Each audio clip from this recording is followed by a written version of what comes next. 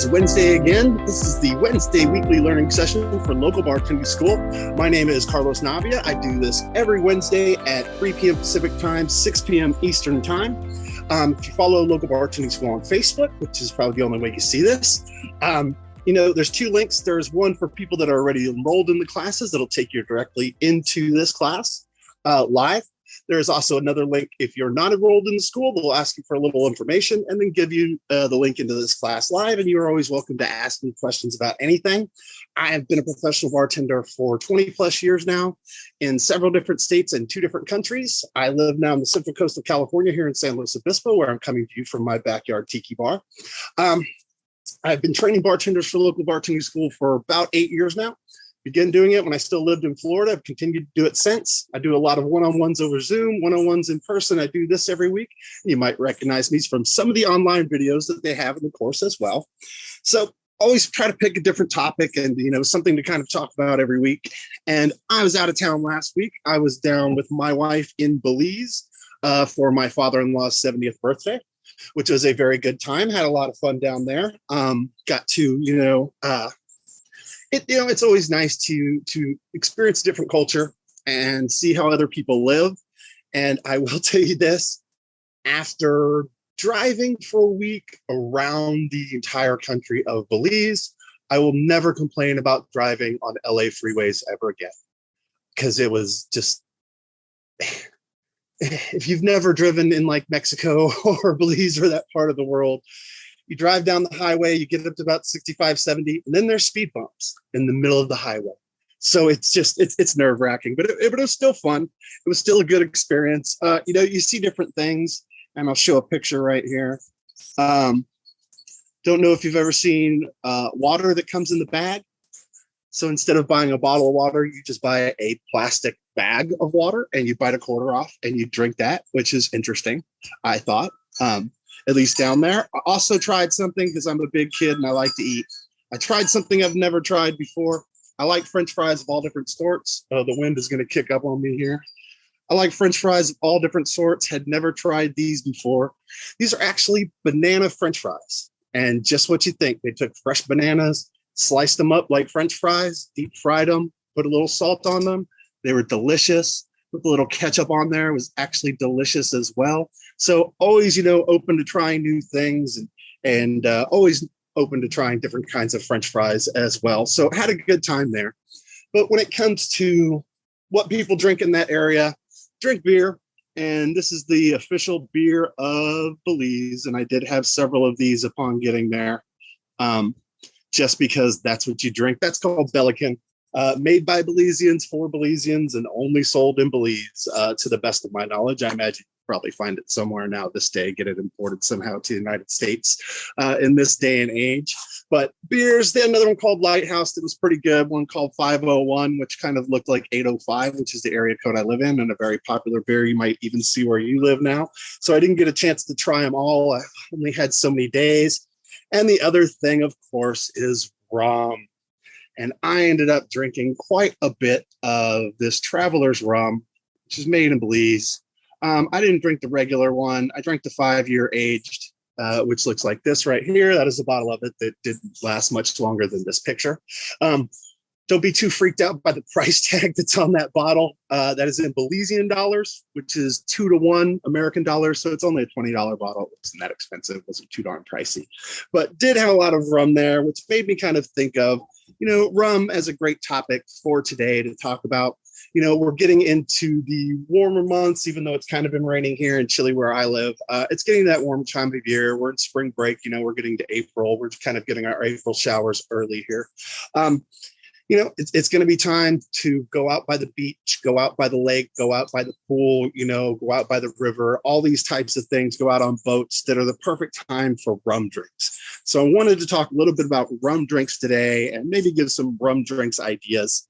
Rum is made from sugarcane, and I actually did drive through the sugarcane fields of Belize, which was kind of interesting to see them pack up the sugar cane in the trucks and then kind of host it off down those, highways with the speed bumps on them. Didn't stop and look. I don't know if you know this, but sugar farmers are not the friendliest people. More people have been enslaved and killed over sugar than tobacco in the United States and pretty much any other crop anywhere in the world. So didn't like stop to look. What was interesting though is I did drive by Belize Central Prison. You may know it from the television show World's Worst Prisons. Yeah, happened to drive by that on the highway while I was driving through. Was a little freaked out to see inmates outside the walls, orange jumpsuits and machetes, clearing stuff out of the field. Like they let them have machetes. That was not the most interesting part. They have a gift shop. I did not stop and peruse the gift shop. I just kept driving, but found that interesting. So I did get to see, you know, kind of the sugarcane fields and where, you know, the actual sugarcane comes from that makes that traveler's rum that I was drinking, and I actually have some of still over here. And, you know, basically to make sugarcane into molasses, let the molasses ferment, distill the molasses, and that's how they make rum. Aging in oak barrels gives it kind of the color and the flavor to it. And, you know, you have several different types of it. It was first distilled in the Caribbean in 1620 and immediately became very well known and even, you know, kind of became a commodity as sugar was as well. They would pay sailors in rum. You could basically use it like money because it had that kind of value. So it quickly, you know, became a commodity and became something that's wanted. I did see the post earlier. She's right. You know, it was really one of the first things that was distilled solely for the purpose of enjoyment and having a good time. You know, most, if not all other spirits were kind of produced in some sort of medicinal sense. You know, when they were first created, and that's what they were created for. You know, vodka was created as an antiseptic to be used in hospitals. That's where it comes from. That's what it is. It's not, you know, too far off the, you know, what we all squirt on our hands now with COVID every day, multiple times. That's just alcohol with, you know, something to keep your hands from drying out. Pretty much. That's all it is, you know. So rum was the only one that was created just to drink and have a good time and have some fun. You know, it's only made in certain parts of the world because sugarcane only grows in certain parts of the world. It has to have the right climate. It's got to be close to the equator. So, you know, you see it generally in the Caribbean. Hawaiians, I know, make some rum out there. Southern Asian countries as well, I know, make some rum out there, grow some sugarcane there as well. So it's only certain spots that it comes from. Most of it comes from the Caribbean, comes from the southern United States where you can grow the sugarcane from. So take the sugarcane, we make it into molasses, distill the molasses, ferment the molasses, distill it, bam, we've got our rum. Different than Brazilian cachaça, which is not made from the molasses, but instead they just press the raw juice out of the sugarcane, ferment that, distill that. That's how they make cachaça. That's the difference between that and just regular rum. So, you know, you've got your different types of it. Your regular white rum, you know, something looks like this. Might also see clear rum, or in a lot of the recipes in local bartending school book, I think it says light rum. That's all they mean, light rum. You know, aged maybe a year in a barrel. And these oak barrels, some of the places still use, I know, old whiskey and bourbon barrels they take from the United States. Age it for maybe a year in a barrel and take it out, filter it to remove the color so it still does have some flavor to it, but not necessarily the color. And you've got your clear rum, you've got your white rum. I was surprised when I kind of looked at how many different types there were in this article that I was reading of different types of rum. I was just thinking, you know, you kind of got your light, your gold, your dark, but it kind of gets a little deeper than that. You know, gold rum, which would just be your Bacardi Gold or any basic, you know, just kind of gold rum. Once again, you're throwing it into the barrel, you're letting it get that color, you're letting it get that flavor, you're leaving it in there a little bit longer, probably a year to 2 years, something around that age. And then, you know, you get into your really dark rums, which are just going to be left in the barrel even longer. Longer the period, you know, it's in the barrel, just like whiskeys. The more it's going to take on the color, the more it's going to take on the flavor from the wood. So we're leaving it in there to get it from the, you know, the gold to the dark. But when you get into some of the really dark, get some water real quick.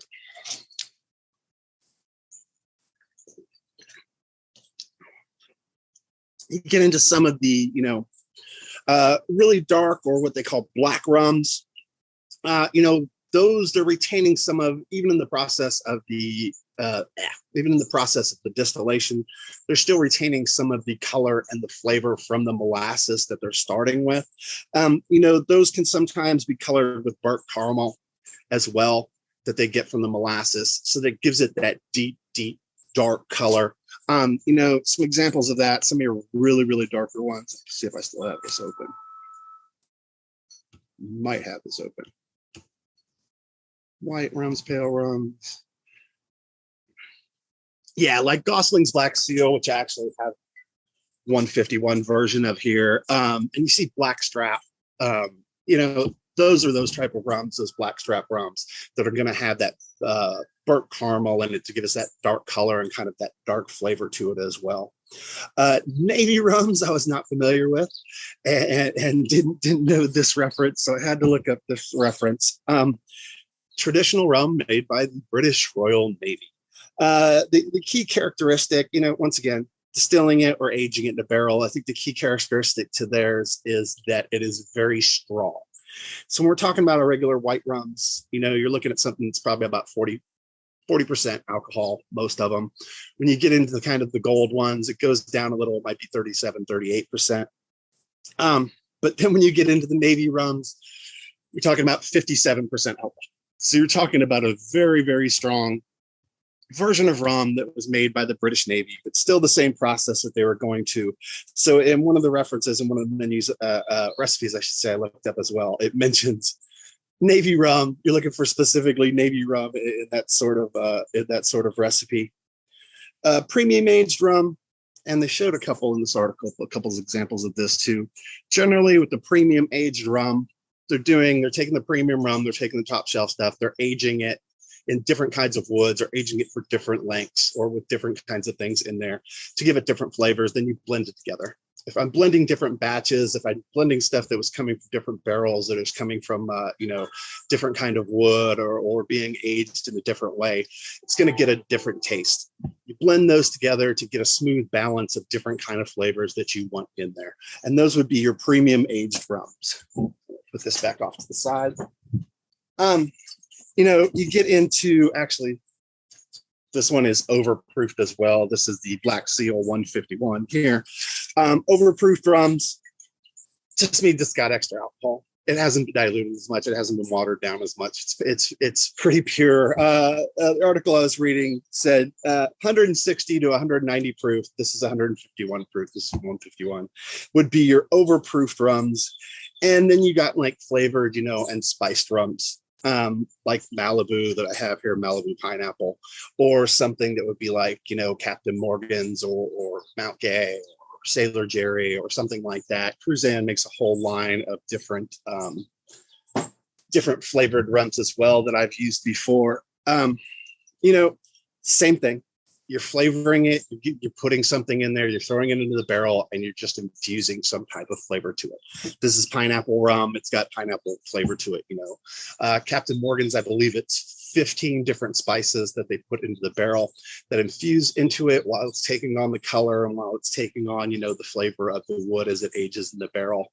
You know, and once again, just like your whiskeys, the longer you leave it in there, the more you're going to get that color, the more you're going to get that flavor. And you'll see some different ones and how long they're aged. My example, this is the 1 barrel. I was drinking the actual higher end. This is the 1 year aged. Here, I was drinking the 5 year aged, which is the nicer stuff. As you see, I got the cheap jug of that one.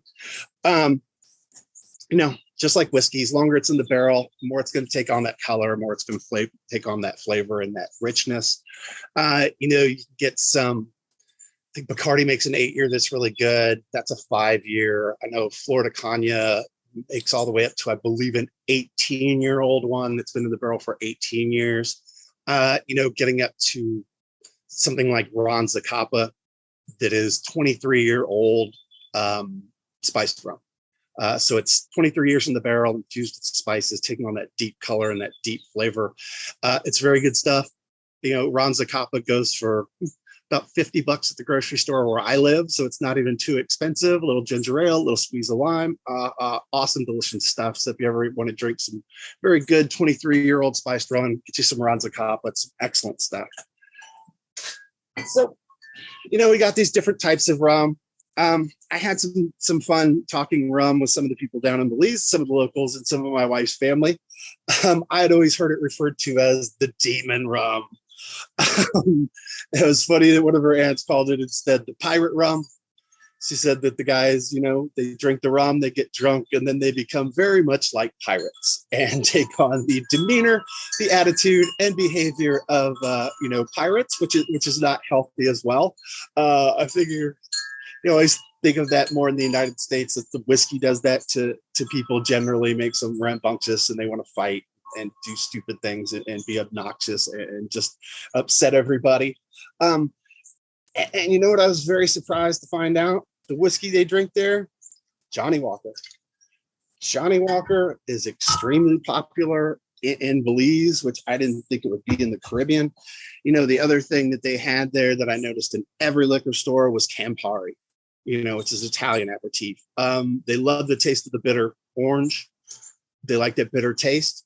So, I was looking for a drink that kind of included it. I'm working on my own.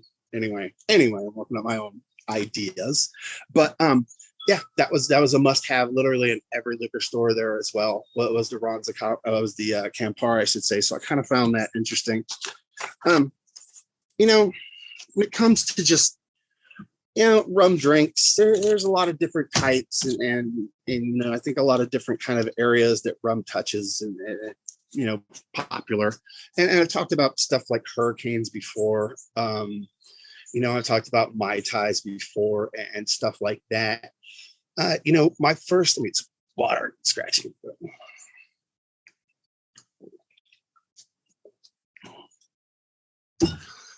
My first full service bartending job was in Orange Beach, Alabama, which is on the Gulf Coast. If you don't know where it is, don't worry about it.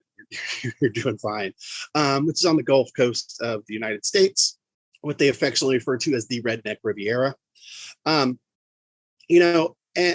it's right there at the beach. I worked at a place on the island. It was on the water, and it's all about rum drinks there. And that was very much a big thing. And big thing there as well is that every place has its own signature, basically rum punch. First place I worked at was called the Back Porch. They had the Back Porch punch. It was 22 years ago. Half ounce white rum, half ounce dark rum, half ounce. Wait, take that back. Half ounce white rum, half ounce coconut rum, half ounce spiced rum, equal parts cranberry orange juice, pineapple juice. That was it. Pretty sure that was it. Really easy, really simple to do. Tastes good. Everybody liked it. It was red. It was a real kind of easy one. I worked at a bunch of places down in Florida and Alabama there as well. And it's funny because I know what all of theirs are. AJ's, the Bimini Bash, half ounce white rum, half ounce dark rum, half ounce spiced rum, half ounce coconut rum, half ounce 151, equal parts cranberry orange juice, pineapple juice. I invented one for a place called Captain Dave's. So it's funny because they all had the same thing. But, I trained at a professional bartending school. I was taught the proper way to make all these different drinks. And I kind of wasn't sure, this being my first real job, I wasn't, sure necessarily if there was a house recipe for the place to make different things or how, the senior most bartender did it. And I wanted to be, I wanted to find out how they did it, find out if they had a certain way they did it, because I wanted to be consistent. And I feel like consistency is a very, very huge thing in this business. And, it's one of the reasons that places like Chili's or Applebee's or Outback Steakhouse, or places like that are successful is because they're consistent. If I get something at a Chili's here in California, and then I go to a Chili's in Florida and order the same thing, I'm going to get the exact same thing. And that's why people like it. They're very comfortable with that, especially when they're on the road, when they're traveling. And there's very good money to be made at those places as well, especially for younger folks getting into this. That's definitely what corporate places are looking for. Folks that are 20, 21, 22, 23, new to the business, that they can kind of train and mold in their corporate way. They would have no business with some old fart like me, who's kind of old and set in my ways. No, they're kind of looking for that. So, those are great places to start. The other thing is they're always busy. A place like an Outback Steakhouse goes on a wait 7 nights a week. And the second it goes on a wait, the bar gets busy and you're going to make decent amount of money every night because they're going to be, because they're going to consistently have business. But that's it. It is about consistency. If I go into a place and I look at their specialty drink menu and I see one I like and I order it and, the bartender makes it for me and brings it to me and I enjoy it, cool. 2 days later, I come back, order the same thing, and a different bartender gives me something different. Well, chances are I'm not coming back a third time to see if a third bartender yet makes me a third different version of that drink. So we do want to be consistent, and that is a very important part of it. I hate when this happens. See a drink I like on the specialty drink menu, I'll order it, and the bartender will go, I make it better my way. It's like, hey, I didn't ask for it your way. I asked for this because I liked what I saw, and that's what I wanted. That's what I wanted in the glass. That's what I liked. That's what I was looking for. So, if you have house recipes, please follow them. But I was in that position where they didn't give me any house recipes, and I wasn't sure. So I went to the senior most bartender there who had worked there the longest, been a bartender for a very, very long time. And I just asked him plain and simply, I'm like, hey, so how do you make your Mai Tais? And his answer was golden. His answer was, kid, I'm going to make this real easy for you. Anyone comes up and orders a Mai Tai, that's a back porch punch. Anyone comes up and orders a rum runner, that's a back porch punch. Anyone orders a hurricane, that's a back porch punch. Anyone orders a Bahama Mama, that's a back porch punch. And that is literally what he did. Whatever they ordered, any drink like that, he just made them a back porch punch and gave it to them. And no one was any the wiser, and no one really ever knew the difference. I do know the difference. I think that's a very cheesy. It was a very cheesy way to do things, but it was just kind of one of those things. I worked at another place in Florida that's called AJ Seafood and Oyster Bar, nightclub and bar magazine was, probably still is, editor's choice top 100 Russian bar in the country every year. Their line there was, when all else fails, put rum, fruit juice in a glass and make it red. If you're not sure what's in it, throw some rum, fruit juice, make it red, put it in a fancy glass, and they're probably going to enjoy it. So hopefully it doesn't come down to that, in some of those situations where it is just called turn and burn. It's just as fast as you can put, liquor into plastic cups and take people's money. I understand it, it's easier, but in your nicer places where people are definitely going to want things, or if you're doing stuff off a specialty drink menu, please be following the house recipes, and making sure that you're, you're being consistent, and every bartender is making stuff the same way. The other thing I ran into there was a lot of frozen cocktails, which I'm not going to bring the blender out here today. I considered bringing the blender out today, but I'm going to wait till it gets a little closer to summer before we talk about frozen cocktails, and we will definitely talk about frozen cocktails at that time, and I'll bring out the blender and show you frozen cocktail tricks. But one of the things that you run into when you're doing frozen cocktails is that people complain that they can't taste alcohol, and you're not supposed to. I just dumped a shot of alcohol with a bunch of ice and sugar and fruit. It's going to cover it up. Order a drink. If you want to taste the alcohol, order a drink where you're going to taste the alcohol, but that's not it. So, you will get a lot of complaints about that. Find them kind of amusing sometimes. Generally, I'll take a bottle of rum. I'll pour a little on top. I'll make them happy. Hey, here's a little extra. I'm going to leave something out. I'm not going to say that. There's a dirty trick, but I'm not going to put it on. But I have, be cool about it. You're not there to be a jerk, and even if you're right, well, you're not supposed to taste it. Well, throw a little on top. Try to be nice about it if you can. But I had this happen in the first place I worked at in the back porch. I had this happen, and to this day, I'm not sure how to handle this guy, because I made him a strawberry daiquiri. And I put the rum in the pitcher and I blended it. I poured it in the whipped cream, cherry, and straw and everything. I gave it to him, and he leaves with it. And he comes back a couple minutes later, and he's irate, slams it down on the bar. There's no alcohol in this. I'm like, sir, you watched me pour it in the blender. I made it right in front of you. There's a full shot of rum in there. He's like, no, there's no alcohol in this. You know how I know why? Because when my wife drinks alcohol, the vein on her forehead pops out. She took a sip of this. Her vein didn't pop out. There's no alcohol in this. What do you do? What do you do in that situation? Took the drink back. I threw it away. I didn't throw it away immediately. I took the drink back. I made him a fresh one. Like, you see the alcohol? It's going in. There's alcohol in this one. Waited till I saw a manager. Hey, someone sent back this strawberry daiquiri. They didn't like it. I made a new one. Can we please write it off? He wrote it on a spill sheet. initialed it, it was accounted for. Not too big of a deal. It will happen. You know, you will run into those type of things when you're doing that. But the thing about the daiquiri is that it's not really a frozen drink. And it's not really what most people think of when you think about a daiquiri. Go out to a place and, you know, what kind of daiquiris do you have? And I used to have some fun with it, you know. We got peach, we got, you know, pina coladas, we got margaritas, we got strawberry, we got raspberry, we got dingleberry, we got mango, we got banana. And some people catch the dingleberry, some people don't. But, you know, sometimes I'd get bored saying the same things over and over again.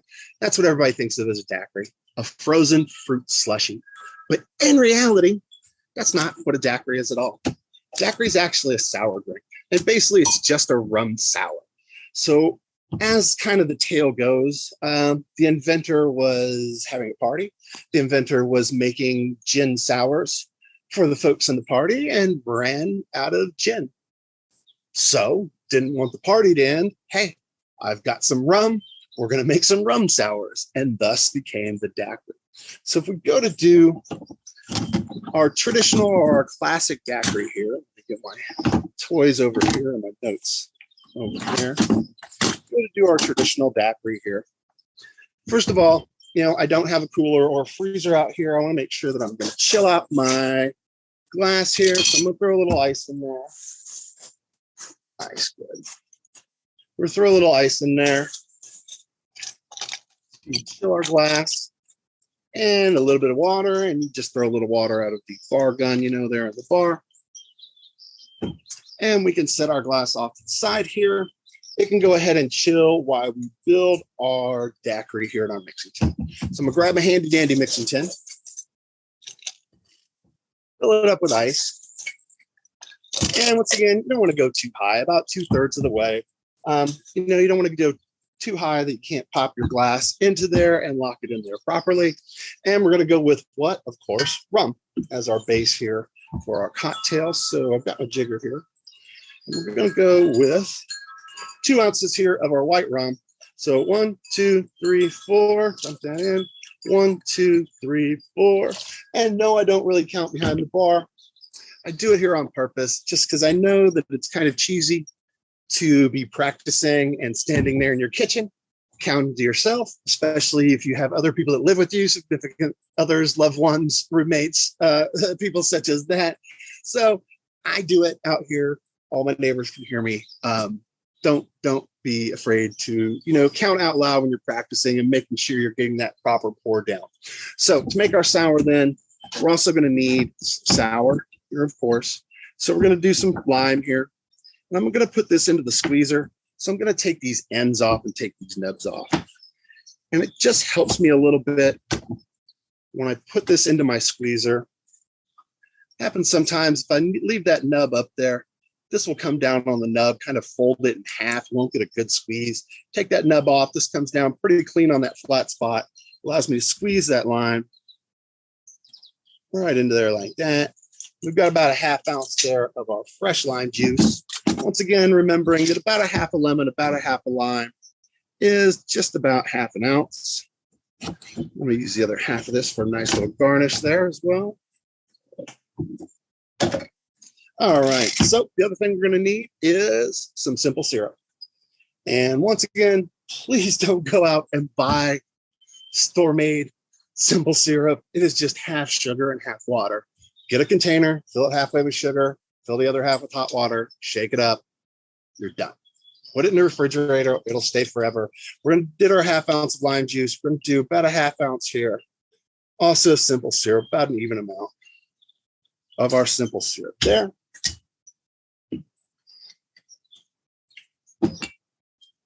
Get me some water because I'm getting scratchy. All right, so I've got all my ingredients in there. That's all I need to take my handy dandy pint glass, pop it in. It's going to lock. It's not going anywhere. Always coming back towards myself, not just shaking it here where I can splash the customers. And also remember, we're not ever shaking towards the customer. I'm always shaking it sideways here, underhand, something like here. If it does slip out of my hands, it's not going to fly over the bar and hit anybody. I am big on, like a football, you know, getting it from both ends and making sure that I have my hands on both ends of it when I'm shaking it. not just kind of grabbing it by the side where it could slip out of my hands. So I go, give it my good shake, and I smile. Get it nice and shaken up. And unlock it here. And this is perfect, because sometimes this happens, and it happens to everybody. Please don't hit it on the bar. It looks bad, and there's a good chance if you hit it on the bar when it locks up like this, it's a good chance you break this glass into your drink, or even worse, you break the glass into your ice well. Broken glass in or around your ice well, take no chances. A piece of broken glass disappears into that ice. It gets into someone's drink. It cuts their mouth. Even worse, they swallow it and it cuts their throat. It has happened to people. So we take no chances when that happens. The ice well must be burned out. We must take all the ice out, rinse it out with hot water, sanitize it, start with fresh ice. When it happens to you, because it happens to everybody, you know, if there are other people coming behind the bar and I have to go now and get a bucket to scoop all this ice out because there might be glass in it, or I know there's glass in it, I don't want someone to come behind me and take a scoop of ice out of there, not know. So I grab my grenadine and I squirt the grenadine in the ice. It's a pretty universal symbol to let everybody know that this ice is dead. Red means stop. I squirt the grenadine in there. Someone comes behind me, they see the red, they know don't touch that ice. That ice is no good. If I'm working with a bar back, all I have to do is squirt the red in there. I move to another well where someone else is working. I start working in their well. The bar back comes back. He sees the red. He or she, I should say, sees the red. Might have a few choice words for me, but then they know. Clean that out. When it's ready again, they'll grab me. Hey, your well's ready to go. You know, and you'll be able to get it. Just keep moving it, and eventually you'll hit the magic spot, and it'll come unlocked.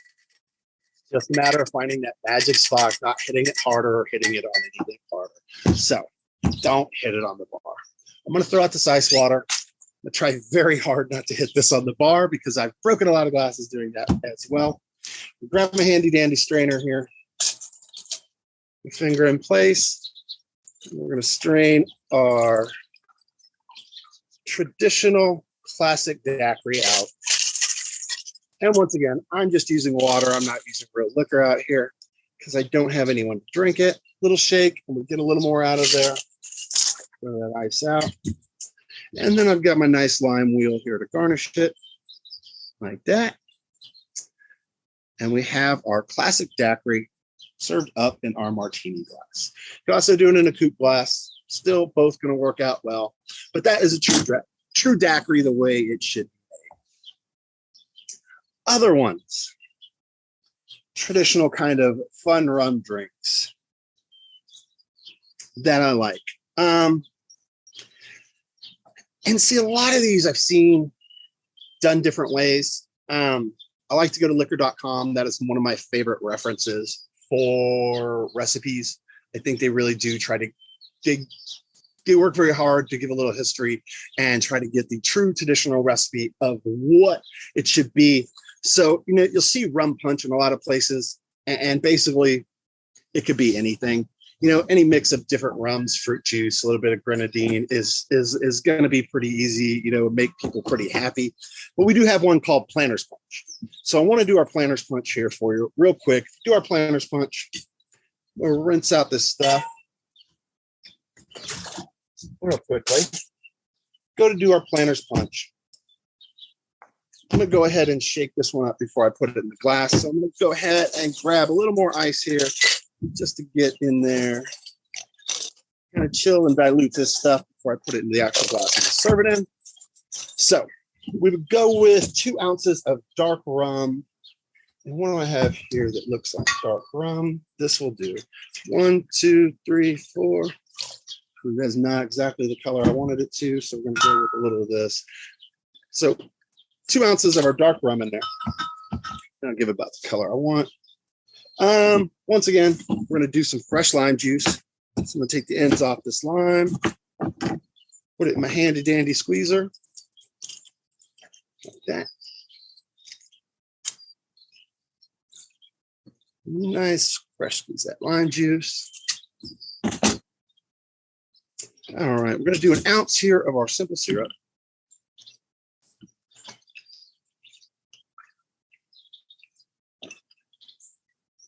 This does not pour as fast as I would like. Get that all the way filled up. All right, simple syrup in there. And then we're going to do just a bar spoonful of this grenadine that I have here. There we go. Down in there. And give it a couple dashes of bitters. What I'm actually going to use, though, is not my Angostura bitters that I have here. I use this bitter is called Graffiti. And I've actually got a more blown up picture here I can share with you. If you want to see this, if I can find it.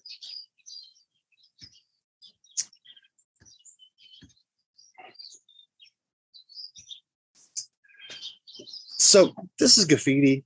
Hondurans and Belizeans make it. I think it's been made for probably hundreds of years by native Indians in that area. And it is a rum bitters. So, you know, bitters is just that. It's just any type of plant matter, any type of plant material soaked in alcohol. It acts as a solvent, takes the essence out of the plant. You remove the alcohol, you remove the material matter, and what you're left with is bam, you've got the bitters. So they use this for medicinal purposes. They will drink straight shots of it. It was okay straight. But this one specifically is made in Belize City. It says aged with different herbs from Belizean rainforest. It doesn't say specifically what herbs, but I've got my Graffiti bitters here. So we're going to put, for our planter's punch, going to put a little Belizean spin on it. Just a little dash here of my Graffiti Belizean bitters that I picked up abroad. All right, we're going to go ahead and lock that in here. Give us a nice good shake too, just enough to get it mixed up. I'm going to grab my Collins glass.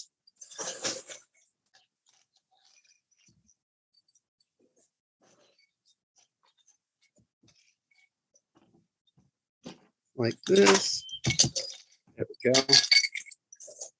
And we're going to strain it into our Collins glass.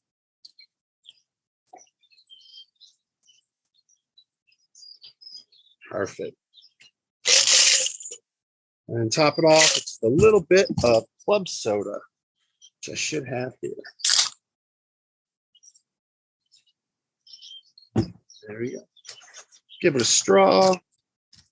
We need something green to go on top.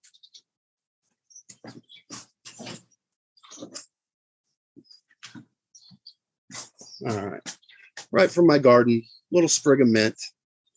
Smack it on there to kind of release the oils. We're going to set that in there. And we have our planter's punch ready to go. Just like that. All right. So got a couple more.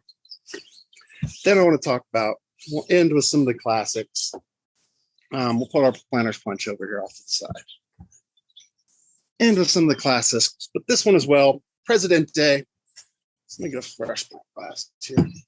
So we're going to do El Presidente, named for, I think, Cuban dictator that was in charge, I think, from the 1820s, 1830s kind of era. And this is a rum drink that was made specifically for that dictator. I don't remember his name. There's actually two different dictators that it is rumored it was made for. So we're going to do our El Presidente. It could be done up like a martini, but I decided we'd go ahead and try this one on the rocks as well, but we'll give it a nice stir up here before we put it onto our rocks. So got some ice here in my pint glass. We're going to go ahead and do 1.5 ounces here of what looks like some aged rum. 2, 3, 4, 5, 6. I'm going to throw that in there. Then we would do 3/4 ounce of orange curacao. That looks pretty close to our orange curacao there. Then we would do 3/4 ounce as well of dry vermouth. So 1, 2, 3 in there. And then we're just going to do a little touch of grenadine. And I saw one recipe. This is the liquor.com recipe. I saw another recipe say bitters instead of grenadine. you could do it that way. This one's making it a little sweeter. That one's going to make it a little more bitter. I think it just kind of depends on, what you're looking for in that individual drink. And we'll grab my spoon and we'll give it a nice stir. Get it nice and mixed up there.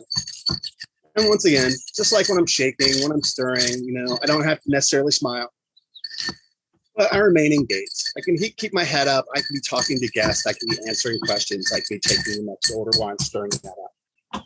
So I'm going to grab my bucket glass over here. We're going to throw some fresh ice in there.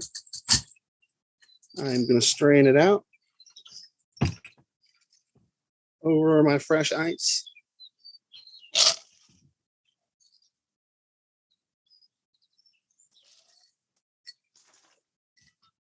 And then we'll finish this one off with a nice orange twist from some oranges brought to me by my neighbors.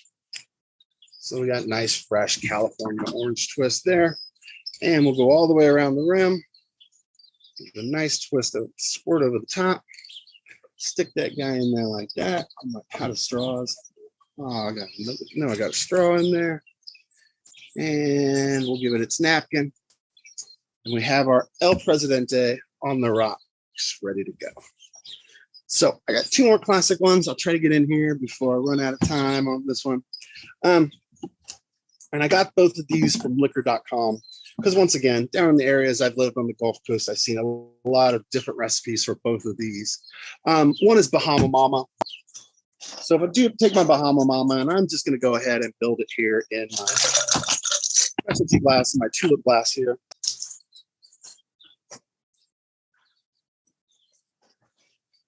Some more, just a little more right there. Perfect. So our Bahama Mama, what we want to do is ounce of coconut rum. So clear coconut rum looks like 3, 4. Put it in there. Then we're going to do an ounce of dark overproof rum, which would be kind of like that Gosling's that I showed over there. So we're going to get some dark in there, and that is not exactly the color I wanted. So that'll be our dark rum. Then we're going to do a little bit of Kahlua coffee liqueur, which is what I had here. So real dark like that. Get our Kahlua in there. Then I'm going to do some fresh lemon juice in there. Once again, half a lemon, half a lime, about half an ounce. I'm just going to go ahead and squeeze some fresh lemon juice here and measure out the 3/4 of an ounce I need. I used to work in a place in Palm Desert, California, where they only served fresh squeezed juices. So at the beginning of each shift, someone had to squeeze a box of grapefruits, a box of limes, and a box of lemons every day. It was the worst. It was so treacherous. You had an automatic machine, but it took a couple hours. You'd have to wear an apron because you'd be covered in just shrapnel pulp. It was unpleasant, to say the least. Going to do 3/4 of an ounce here of my fresh lemon juice in there with the rest of my ingredients. What am I missing? Oh, yes. To make my Bahama Mama, I need pineapple juice. So we're going to throw in our pineapple juice. I think I got everything else in there. And always shake it up. It does like to settle. And, I didn't shake this one up before, but it doesn't hurt just to give it a nice mix. Only takes a second. Mix it out. Pour it into the glass. Bam. Put it in here. We'll give it a cherry on top. We can give it an umbrella or something like that as well. Boom. We've got our Bahama Mama ready to go. The other one I'll throw at you, a couple more minutes, is the Rum Runner. I've seen a lot of different ones on this. What sets the Rum Runner apart from the other rum drinks is that it's a little fruitier. It's got a fruity taste to it because you're using some kind of blackberry liqueur and also banana liqueur. So if we go to do our Rum Runner, and once again, if you don't know, Rum Runner, named after the boats that would bring rum up from the Caribbean during Prohibition. They called them rum runners, very fast speed boats that would outrun basically the law enforcement boats that were trying to catch them. And bless their hearts, bringing rum to the United States during Prohibition. So if we go to our Rum Runner, we're going to do an ounce of our white rum. 1, 2, 3, 4. We're going to do, once again, our Navy strength rum. So something that's about 57 to 60%, something about there. And then banana liqueur. And that's where we start to get some fruitiness into there. I'm going to do an ounce of the banana liqueur in there. And then also blackberry liqueur. And you could use blackberry brandy. Goes great in there to give it that a little bit of berryness, a little bit of banana-ness, gives it a little bit more fruitiness. We're going to do a ½ ounce of grenadine. Also going to give it some more fruitiness and some more sweetness.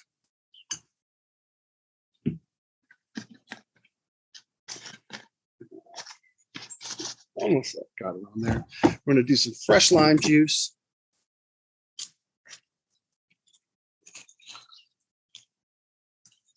Just like that.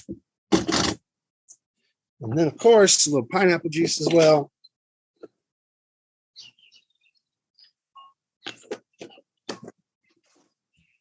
Once again, just like our Bahama Mama, we can give that just a little toss in our mixing tin, get it nice and shaken up there for you. And we've got our Rum Runner. We'll throw a cherry in there to garnish that one as well.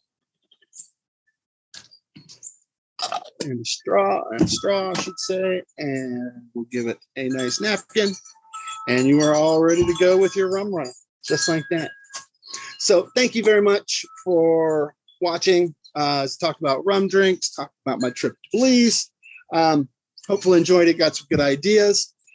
We have Easter coming up in 2 weeks. So next week we will start talking about Easter and, you know, some Easter holiday cocktails. That's a big holiday. A lot of people go out for the entire, you know, week before Easter week. You know, a lot of people are gone or out of town for that entire week.